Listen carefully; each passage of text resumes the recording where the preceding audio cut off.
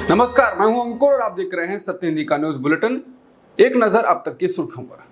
चीन के सरकारी अखबार ग्लोबल टाइम्स ने भारत नैरेटिव को आकार देने में भारत के रणनीतिक आत्मविश्वास और सक्रिय दृष्टिकोण की जमकर तारीफ की है।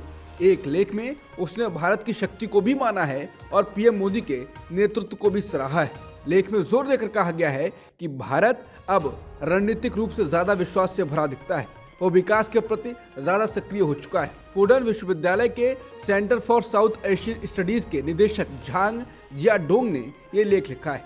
ग्लोबल टाइम्स के लेख में लिखा गया है कि भारत अपने एक्सपोर्ट पर ज्यादा जोर दे रहा है। उसका भारत वाला नैरेटिव ज्यादा उभर कर सामने आ रहा है, वो ज्यादा आत्मविश्वास से भरा दिख रहा है। लेख में इस बात का भी जिक्र किया गया है कि भारत अब हर कीमत पर गुलामी वाली मानसिकता से मुक्त होना चाहता है। वो पूरी दुनिया का मेंटर बनना चाहता है, फिर चाहे वो राजनीतिक रूप से हो या फिर सांस्कृतिक रूप से। अब वैसे तो भारत की बढ़ती ताकत की तारीफ कई मौकों पर हुई है, लेकिन चीन की तरफ से ऐसा होना हैरान करने बात थी। हालांकि वैसे तो भारत की बढ़ती ताकत की तारीफ कई मौकों पर हुई है, लेकिन चीन की तरफ से ऐसी तारीफ होना हैरान करने वाली बात है। चीन के साथ पिछले कई सालों से भारत के रिश्ते तल्ख चल रहे हैं। हालांकि ये तारीफ भी उस समय की गई है जब चीन पूरी तरह दुनिया के निशाने पर है। मिडिल ईस्ट में इजराइल हमास की जंग के कारण टेंशन बना हुआ है। इस बीच भारत मुस्लिम देश के साथ जंगी अभ्यास कर रहा है। जानकारी के अनुसार भारत और संयुक्त अरब अमीरात यानी यूएई ने राजस्थान में 2 सप्ताह का सैन्य अभ्यास शुरू कर दिया। भारत और संयुक्त अरब अमीरात की सेनाओं ने मंगलवार को राजस्थान के महाजन क्षेत्र में ये जंगी अभ्यास शुरू किया। ये संयुक्त सैन्य अभ्यास दोनों देशों के बीच बढ़ती रक्षा भागीदारी को दिखाता है। ये पहली बार है कि दोनों सेनाएं इतना बड़ा सैन्य अभ्यास कर रही हैं। ये अभ्यास 15 जनवरी तक चलेगा। प्रधानमंत्री मोदी ने अपने सोशल मीडिया साइट पर लक्षद्वीप दौरे की तस्वीरें साझा की हैं। तस्वीरों में पीएम मोदी अलग अलग तरीके से प्रकृति का आनंद ले रहे हैं। हालांकि कांग्रेस ने अपने ट्वीट में पीएम मोदी के फोटो को कोलाज बनाते हुए लिखा है कि 8 महीने से मणिपुर जल रहा है, अभी भी लोगों की हत्याएं हो रही हैं, भारत के नागरिक मारे जा रहे हैं, बेघर हैं, प्रताड़ना झेल रहे हैं, लेकिन भारत के प्रधानमंत्री कहाँ हैं? आप खुद देख लीजिए। भारत के प्रधानमंत्री मौज कर रहे हैं, समंदर के किनारे बढ़िया फोटोबाजी कर रहे हैं, अलग अलग ड्रेस में फोटो ली जा रही है, शानदार पोस्ट दिया जा रहा है, कभी किनारे पर सुस्ताते हुए, कभी समंदर की लहरों से खेलते हुए। मौज ही मौज है। जिम्मेदारियों से भागने की कला में पीएम मोदी माहिर हैं। उत्तर प्रदेश के अयोध्या में राम मंदिर में रामलला की प्राण प्रतिष्ठा की तैयारियां जोर शोर से चल रही हैं। इस बीच पुरी के शंकराचार्य ने प्राण प्रतिष्ठा कार्यक्रम में शामिल होने से इनकार कर दिया है। उन्होंने कहा वे राम मंदिर की प्राण प्रतिष्ठा कार्यक्रम में शामिल नहीं होंगे। शंकराचार्य निश्चलानंद ने पीएम मोदी पर हमला बोला। उन्होंने कहा वो भगवान की मूर्ति को स्पर्श करें और मैं वहां खड़े होकर ताली बजाऊं, ये मर्यादा के खिलाफ है। उन्होंने कहा कि वो प्राण प्रतिष्ठा कार्यक्रम में शामिल नहीं हो सकते। उन्होंने कहा उन्हें अपने पद की गरिमा का ध्यान है, इसलिए उन्होंने कार्यक्रम में शामिल न होने का फैसला किया है। शंकराचार्य ने कहा पीएम मोदी द्वारा रामलला की मूर्ति को स्पर्श करना ही मर्यादा के खिलाफ है। ऐसे में वो मर्यादा पुरुषोत्तम की मर्यादा के उल्लंघन के साक्षी नहीं बन सकते। उन्होंने कहा कि राम मंदिर में मूर्ति की प्राण प्रतिष्ठा शास्त्रों के अनुसार होनी चाहिए। जगन्नाथपुरी मठ के शंकराचार्य ने कहा कि राम मंदिर पर राजनीति हो रही है, धर्म स्थलों को पर्यटन स्थल बनाया जा रहा है। उन्होंने कहा कि मोदी जी योगी भी हो गए हैं, योगासन सिखाते हैं, धार्मिक क्षेत्र में हस्तक्षेप कर रहे हैं। वहां जाकर क्या शंकराचार्य ताली बजाएंगे? मोदी जी प्रणाम कर देंगे, संतों की ओर देखेंगे भी नहीं। निशिलानंद सरस्वती ने कहा कि मुझे अपने पद की गरिमा का अभिमान नहीं है, मुझे अपने पद की गरिमा का ध्यान है, इसलिए मैं अयोध्या नहीं जाऊंगा।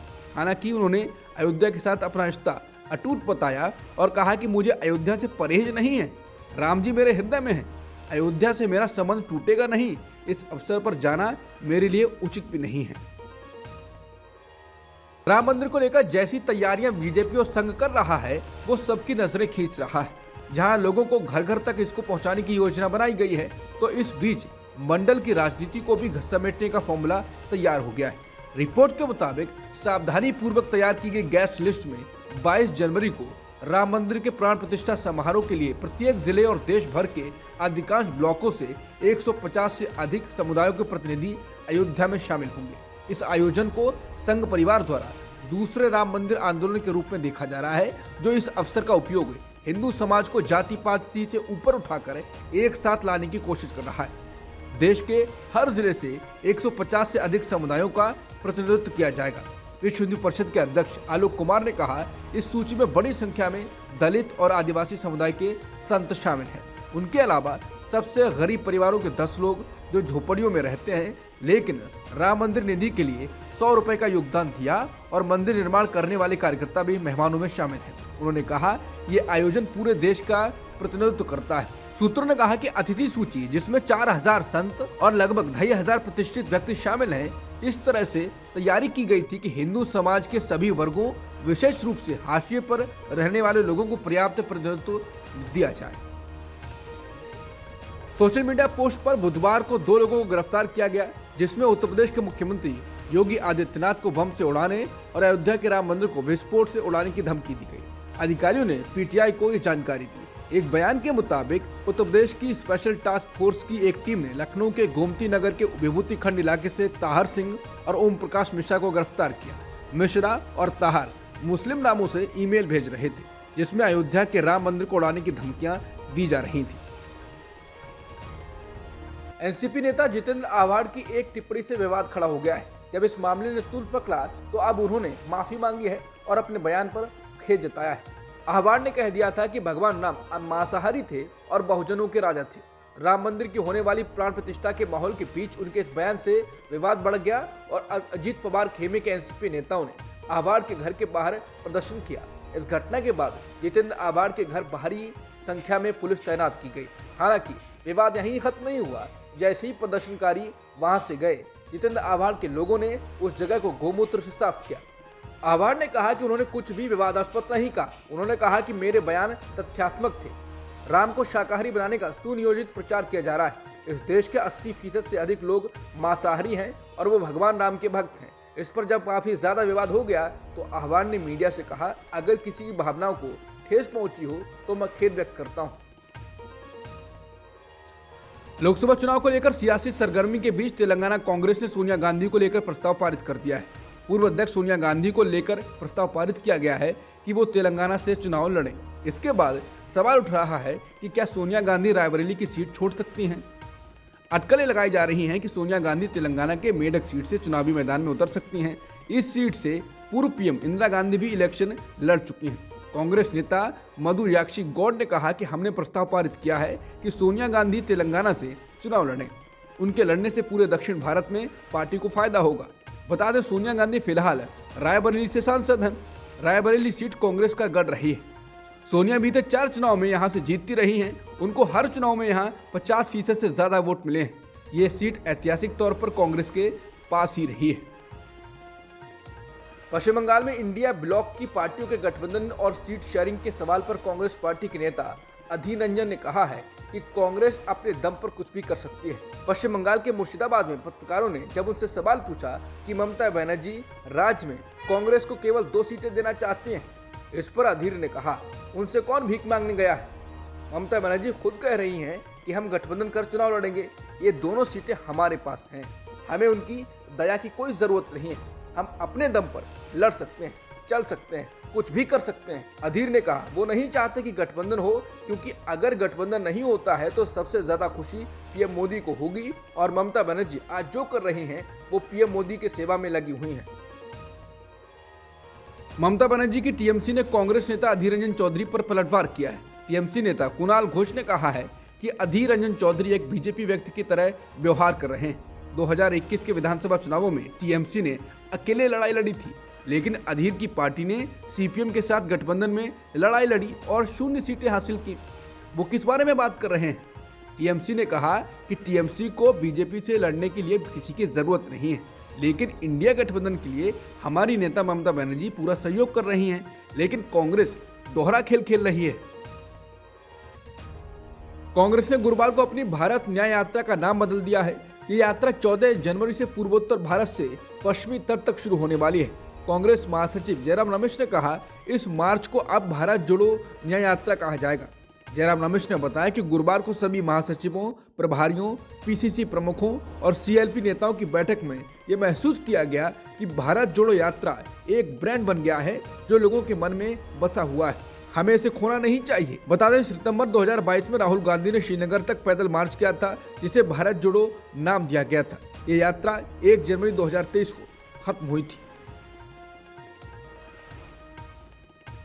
बिहार बीजेपी के नेता और राज्यसभा सांसद सुशील कुमार मोदी ने दावा किया है कि नीतीश कुमार ब्लैकमेल करके विपक्षी गठबंधन इंडिया के संयोजक बनने जा रहे हैं। उन्होंने कहा कि नीतीश कुमार को उम्मीद थी कि वो प्रधानमंत्री पद के उम्मीदवार बनेंगे, इसलिए वो एनडीए से अलग हुए कि इंडिया गठबंधन उन्हें प्रधानमंत्री पद का उम्मीदवार बनाएगा, लेकिन उन्हें झुंझुना थमा दिया गया है। गठबंधन के संयोजक की भूमिका पर सुशील कुमार मोदी ने न्यूज एजेंसी एनआई से कहा, संयोजक का काम मुंशी का काम होता है, फोन करके सूचना देना और मीटिंग बुलाना।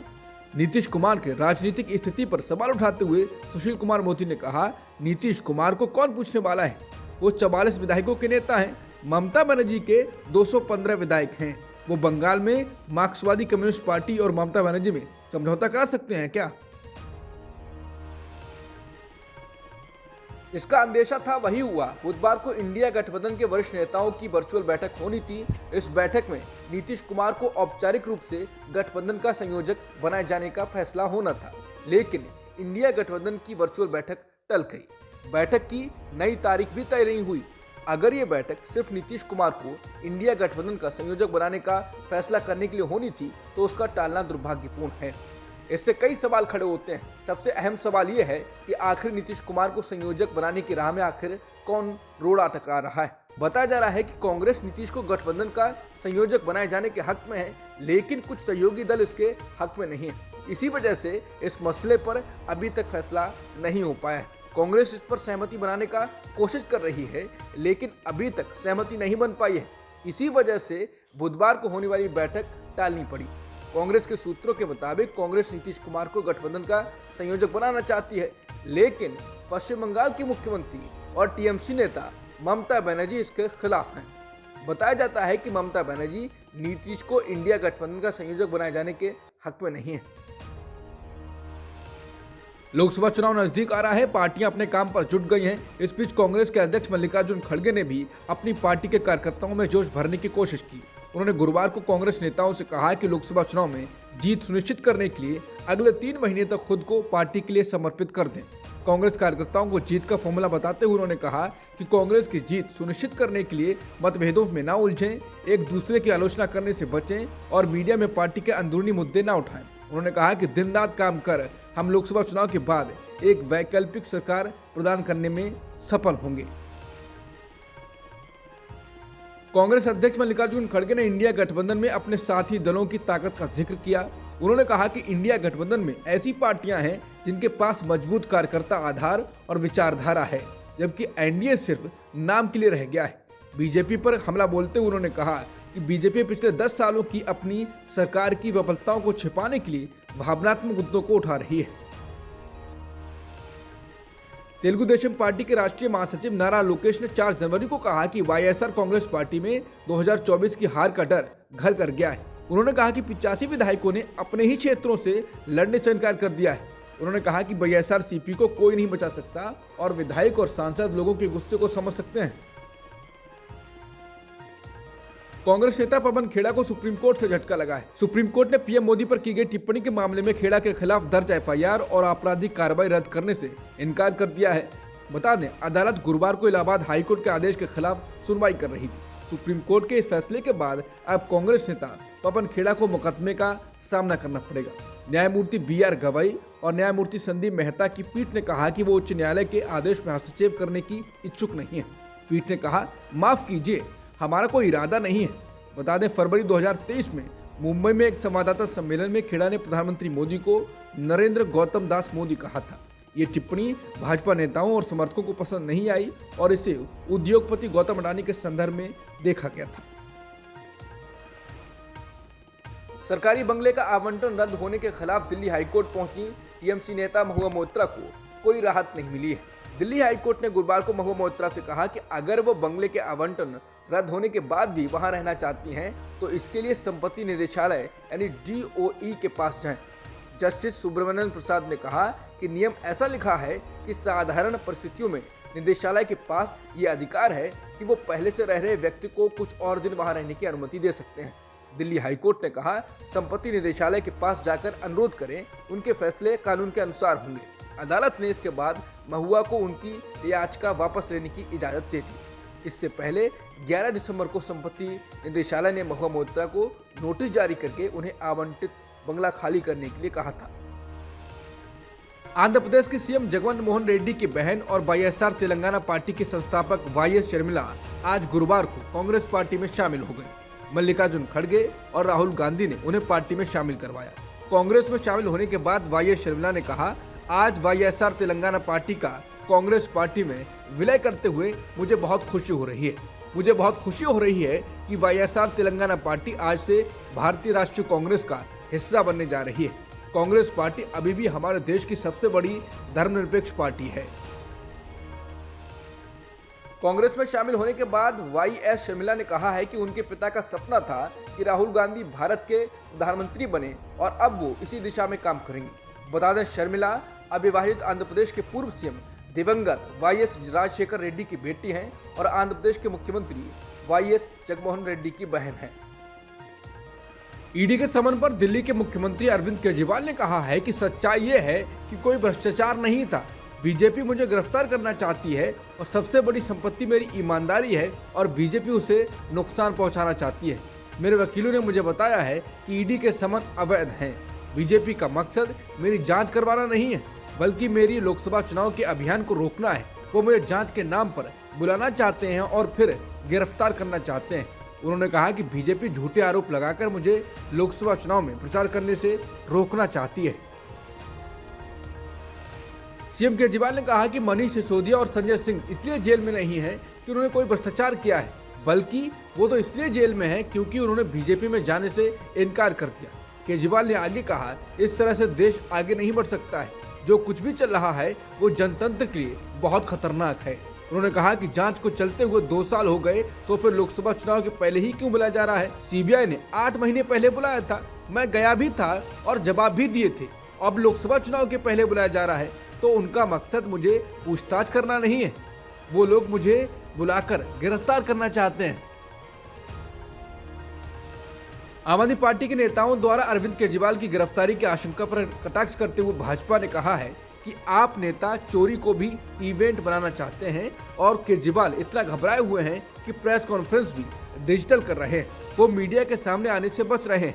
भाजपा के दिल्ली प्रदेश अध्यक्ष वीरेंद्र सचदेवा ने कहा कि आम आदमी पार्टी के नेता शोर मचा रहे हैं कि उनके मुख्यमंत्री कभी भी गिरफ्तार हो सकते हैं। इन लोगों ने चोरी की है, भ्रष्टाचार भी किया है और अब ये हंगामा बरपा रहे हैं। उन्होंने कहा कि आप नेता उस चोरी को भी इवेंट बनाना चाहते हैं और उनका ये व्यवहार शर्मनाक है। क्या जांच एजेंसी इन्हें बताकर आएगी? क्या जांच एजेंसी बताकर आती है? उन्होंने आगे कहा कि जांच एजेंसी ने केजरीवाल को अपनी बात कहने का मौका दिया था, लेकिन ये भागते रहे और अब सुबह से चोरों की बारात हंगामा कर रही है। मध्य प्रदेश के पूर्व मुख्यमंत्री शिवराज सिंह चौहान ने अपने नए बंगले के बाहर मामा का घर लिखवा दिया है। उन्होंने अपने नए घर की तस्वीरें सोशल मीडिया पर बुधवार को शेयर करते हुए लिखा कि उनके दरवाजे हमेशा सेवा के लिए खुले हुए रहेंगे। इसको लेकर काफी चर्चा हो रही है। इससे पहले मंगलवार को बुधनी में शिवराज ने कहा था, कहीं ना कहीं कोई बड़ा उद्देश्य होगा यार। कई बार राजतिलक होते होते बनवास भी हो जाता है, लेकिन जरूर किसी न किसी उद्देश्य की पूर्ति के लिए होता है। वहीं कांग्रेस के प्रदेश प्रवक्ता अवनीश सिंह बुंदेला का मानना है कि ये भाजपा के अंदर चल रहे गतिरोध को बताता है। उन्होंने कहा कि पार्टी को 163 सीटें मिली और शिवराज सिंह चौहान ने दावा किया कि इसकी वजह लाडली बहन योजना थी, लेकिन पार्टी के अन्य नेता कहते रहे ये मोदी की जीत है। इस तरह घर के बाहर मामा का घर लिखकर शिवराज सिंह चौहान केंद्रीय नेतृत्व को खुली चुनौती दे रहे हैं कि मैं अपना काम जारी रखूंगा। खालिस्तानी आतंकी गुरपत वंश सिंह पन्नू की हत्या की साजिश के मामले में चैक गणराज्य में गिरफ्तार निखिल गुप्ता को सुप्रीम कोर्ट से राहत नहीं मिली है। अदालत ने राहत देने से इनकार करते हुए कहा, ये मामला पब्लिक अंतर्राष्ट्रीय कानून का है, हमें दूसरे देशों की अदालत के क्षेत्राधिकार की संप्रभुता का सम्मान करना चाहिए। कोर्ट ने कहा, ये एक संवेदनशील मामला है जिसके अंतर्राष्ट्रीय प्रभाव होंगे, जिसमें अदालत दखल नहीं दे सकती। ये मामला सरकार के क्षेत्राधिकार का है और सरकार ही तय करेगी कि क्या कदम उठाए जाए। याचिकाकर्ता अगर चाहे तो इस मामले को सरकार के सामने उठाया जा सकता है। अदालत ने कहा, निखिल को काउंसलर एक्सेस दिया गया है। पाकिस्तान पीपल्स पार्टी ने अपने अध्यक्ष और पूर्व विदेश मंत्री बिलावल भुट्टो जरदारी को 8 फरवरी को होने वाले आम चुनाव से पहले अपना आधिकारिक प्रधानमंत्री पद का उम्मीदवार घोषित कर दिया है। गौरतलब है कि बिलावल भुट्टो जरदारी लाहौर NA 127 निर्वाचन क्षेत्र से चुनाव लड़ रहे हैं, जहां उनका मुकाबला पाकिस्तान मुस्लिम लीग नवाज के नेता शाइस्ता परवेज मालिक और PTI समर्थित उम्मीदवार से होगा। एक सवाल के जवाब में पाकिस्तान पीपल्स पार्टी के अध्यक्ष ने कहा कि चाहे किसी को ये पसंद हो या नहीं, वो लाहौर से चुनाव लड़ रहे हैं। भारत ने दूसरे टेस्ट के दूसरे दिन ही मेजबान दक्षिण अफ्रीका को मात दे दी है। भारत ने जीत के लिए मिले 79 रन के लक्ष्य को 3 विकेट खोकर हासिल कर लिया। लक्ष्य का पीछा करने उतरी भारतीय टीम की ओर से सबसे अधिक 28 रन यशस्वी जायसवाल ने बनाए। कप्तान रोहित शर्मा ने 17 रन का योगदान दिया। भारत को जब जीत मिली तब क्रीज पर रोहित शर्मा का साथ श्रेयस अय्यर दे रहे थे। अब तक की सुर्खियों में इतना ही। बाकी खबरों के लिए बने रहिए सत्यहिंदी.com के साथ।